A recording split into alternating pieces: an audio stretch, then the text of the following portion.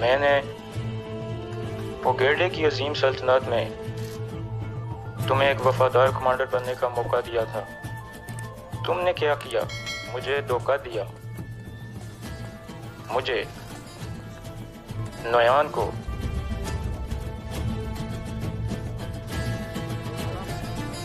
نویان عبد الرحمان کے ذریعے ہمیں ایک جال میں پھنسانا چاہتا ہے۔ تم کیا کرنے جا رہے ہو؟ اب میرے دل میں صبر بالکل ختم ہو چکا ہے اور اب جنگ کا وقت ہے۔ السلام علیکم ٹو آل ویورز۔ اس ایپیسوڈ کے شروع میں آپ دیکھیں گے سارے سپاہی ایک خیمے میں بیٹھے ہوتے ہیں۔ بامسی کھڑے ہو کر ایک مزاحیہ واقعہ سناتا ہے جب وہ پہاڑوں پر موجود تھا، جس پر سب لوگ ہنسنے لگتے ہیں۔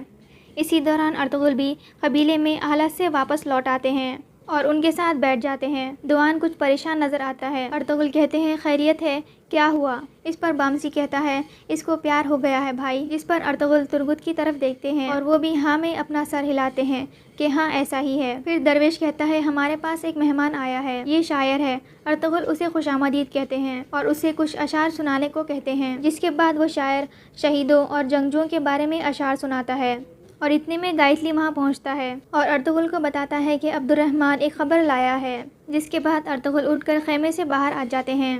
پھر گائتلی باہر آ کر ارطغرل کو سب کچھ بتا دیتا ہے۔ دوسری طرف سیلجان اپنے خیمے میں جا کر کہتی ہے کہ میں ہار نہیں مانوں گی۔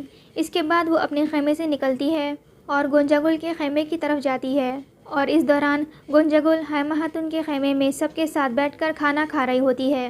اس کے بعد ارطغرل ارتغبے کے خیمے میں جاتے ہیں اور انہیں عبد الرحمان کے بارے میں بتاتے ہیں کہ وہ نویان کے پاس واپس چلا گیا ہے۔ ارتغبے کہتے ہیں نویان اسے مار دے گا۔ ارطغرل کہتے ہیں میرے خیال میں وہ اسے مارے گا نہیں بلکہ تڑپائے گا، اس لیے اب وقت آ گیا ہے کہ ہم نویان پر حملہ کریں۔ دوسری طرف ارطغرل کے سپاہی بھی عبد الرحمان کے لیے پریشان ہوتے ہیں۔ بامسی کہتا ہے کہ اللہ جانتا ہے کہ نویان عبد الرحمان کے ساتھ کیا کرے گا۔ اس پر دوان کہتا ہے ارطغرل بھائی عبد الرحمان کو ایسے ہی ضائع نہیں ہونے دیں گے اور وہ کوئی نہ کوئی حل ضرور نکالیں گے۔ دوسری طرف سیلجان چھپ کر گنجا گل کے خیمے میں داخل ہو جاتی ہے تاکہ وہ گڑھا ڈھونڈ سکے جس کی وجہ سے گنجا گل اسے بلیک میل کر رہی تھی، اور سیلجان خیمے کی تلاشی لینا شروع کر دیتی ہے۔ اس کے بعد خیمے کے باہر گنجا گل اور گندگدو آ جاتے ہیں۔ کھانا کھانے کے بعد گندگدو گنجا گل کو خیمے کے باہر چھوڑنے آیا ہوا ہوتا ہے۔ گنجا گل خیمے کے اندر داخل ہونے ہی والی ہوتی ہے کہ اسے ایک بات یاد آ جاتی ہے اور وہ گندگدو کی طرف مڑ گئی، اور سیلجان کو بھی اس کی آواز آ جاتی ہے، جس کے بعد وہ خیمے کے اندر ایک طرف چھپ جاتی ہے۔ پھر گندگدو اسے اللہ حافظ کہہ کر وہاں سے چلا جاتا ہے۔ گنجا گل خیمے میں داخل ہو جاتی ہے اور سیلجان بھی ایک چیز کے پیچھے چھپی ہوئی ہوتی ہے، اور گنجا گل کو اپنے سامان کے ساتھ کچھ گڑبڑ لگتی ہے اور وہ تیزی سے اٹھتی ہے، جس کی وجہ سے روشنی والا کینڈل نیچے گر جاتا ہے اور نیچے خولین کو آگ لگنا شروع ہو جاتی ہے۔ گنجا گل اسے بجھانے کی کوشش کرتی ہے اور اسی موقع پر سیلجان وہاں سے باہر نکل جاتی ہے۔ پھر سیلجان واپس اپنے خیمے میں آتی ہے اور رونا شروع کر دیتی ہے اور گنجا گل پر بہت غصہ ہوتی ہے، اور اسی غصے میں وہ اپنی آس پاس کی چیزیں گرا دیتی ہے، اور اسی وقت گندگدو اس کے خیمے میں داخل ہوتا ہے اور اسے ایسا کرتے ہوئے دیکھ لیتا ہے اور کہتا ہے تم تو اپنے سائے کے ساتھ بھی لڑتی رہتی ہو، اللہ تم پر رحم کرے۔ یہ کہہ کر وہ واپس چلا جاتا ہے اور سیلجان پھر بیٹھ کر رونے لگتی ہے۔ پھر گندگدو وہاں سے ہائمہ خاتون کے پاس جاتا ہے اور ان سے پوچھتا ہے نئے رشتہ داروں کے بارے میں کیا سوچا ہے آپ نے؟ ہائمہ خاتون کہتی ہیں گمشتکین محل میں ایک عزت دار عہدے کا مالک ہے اور گنجا گل سے مل کر بھی مجھے خوشی ہوئی، لیکن ایک بات یاد رکھنا، گمشتکین نے محل کی ہوا کھائی ہوئی ہے، اس لیے محل کے لوگ بعض دفعہ وہ نہیں دیکھتے جو انہیں دیکھنا چاہیے، اس لیے تم ہمیشہ اپنی آنکھیں کھلی رکھنا۔ اتنے میں ارطغرل وہاں پہنچتے ہیں۔ ہائمہ خاتون اور گندگدو انہیں خوش آمدید کہتے ہیں۔ پھر ارطغرل کہتے ہیں مجھے کچھ ضروری بات کرنی ہے آپ سے۔ پھر وہ تینوں بیٹھ جاتے ہیں اور ارطغرل اپنی بات شروع کرتے ہیں اور کہتے ہیں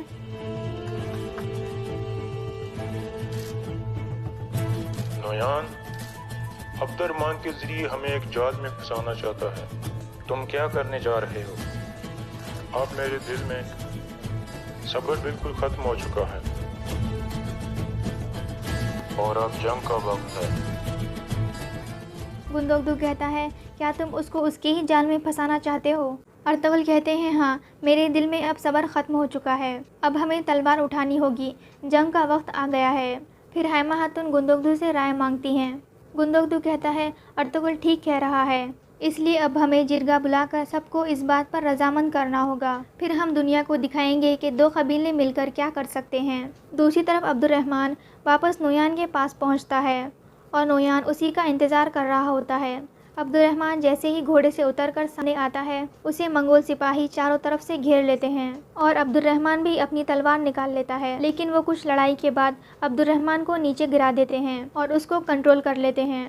پھر نویان اٹھ کر آتا ہے اور منگول سپاہی ایک طرف ہٹ جاتے ہیں۔ پھر نویان عبد الرحمن سے کہتا ہے،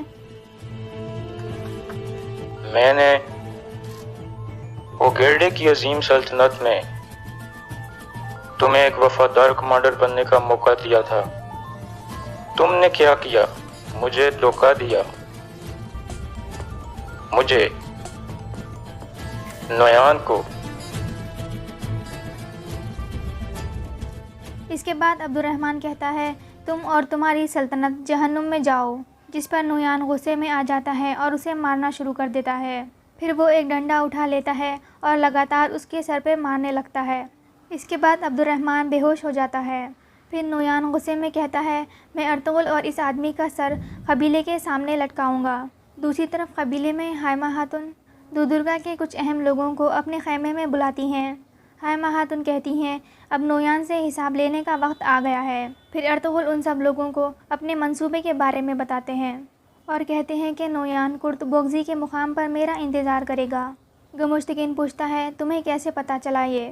ارطغرل کہتے ہیں، عبد الرحمن جسے آپ غدار سمجھتے تھے، اس کو میں نے جیل سے نکلوایا تھا اور نویان کے پاس جاسوس بنا کر بھیجا تھا، لیکن اب اس کی زندگی خطرے میں ہے اور اس لیے ہمیں بہت جلد ایکشن لینا ہوگا، اس سے پہلے کہ نویان اسے مار دے۔ اس کے بعد ارطغرل انہیں ایک نقشہ دکھاتے ہیں اور کہتے ہیں، نویان کے سپاہی مجھے پکڑنے کے لیے کرت بوغزی کے مقام پر موجود ہوں گے، اور جب وہ لوگ وادی کے نیچے میرا انتظار کر رہے ہوں گے اور دوسری طرف سے ہم پہاڑی کے اوپر چلے جائیں گے اور وہاں سے ان پر حملہ کر دیں گے، جس کے بعد انہیں سانس لینے کا موقع بھی نہیں ملے گا۔ تغدگین کہتا ہے، میں آپ کے ساتھ ہوں ارطغرل بھائی۔ اس پر ارطغرل مسکرا کر اس کا شکریہ ادا کرتے ہیں۔ پھر گمشتگین کہتا ہے، یہ آسان کام نہیں ہے ارطغرل۔ اس کے بعد گندوگدو اپنا منصوبہ بتاتا ہے کہ جب نویان اپنے بہترین سپاہیوں کے ساتھ کرت بوغزی کے مقام پر موجود ہوگا، میں اپنے سپاہی لے کر نویان کے ڈیرے پر چلے جاؤں گا اور وہاں حملہ کر دوں گا۔ گمشتگین اس بات پر رضامند ہو جاتا ہے اور کہتا ہے، میں بھی اس جنگ میں حصہ لوں گا۔ اس کے بعد کرکتبے کہتے ہیں، پاک جنگ مبارک ہو۔ پھر آخر میں ارطغرل کہتے ہیں کہ جو باتیں یہاں ہوئی ہے وہ یہیں تک رہنی چاہیے، اگر ایسا نہ ہوا تو میں سمجھوں گا کہ غدار ہم میں سے ہے۔ دوسری طرف نویان کے پاس عبد الرحمن کو ایک پیڑ سے باندھ دیا جاتا ہے اور الوبل کے کھوپڑی اٹھا کر ڈھول بجانا شروع کر دیتا ہے۔ اس کے بعد وہ کھوپڑی اٹھا کر نویان کے پاس لے جاتا ہے۔ پھر نویان اپنا ہاتھ کاٹ کر خون نکالتا ہے اور کھوپڑی کے اندر ڈال دیتا ہے۔ اس کے بعد الوبل کے کچھ پڑھنا شروع کر دیتا ہے اور اس کھوپڑی کو آگ میں ڈال دیتا ہے، جس کی وجہ سے آگ اور تیز ہو جاتی ہے اور الوبل کے اس آگ میں کچھ دیکھنے لگتا ہے، کیونکہ وہ روحوں کی مدد سے نویان کے مستقبل کے بارے میں پتہ لگانا چاہتا تھا۔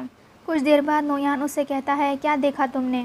اور اس پر الوبل رک رک کر بولتا ہے، ارطغرل ایک باز کی طرح تھا جس کے پر ٹوٹ چکے تھے، لیکن اب وہ پہلے سے بھی بہت مضبوط ہو گیا ہے اور وہ اپنے مضبوط پروں سے تمہارے اوپر سے گزر جائے گا نویان۔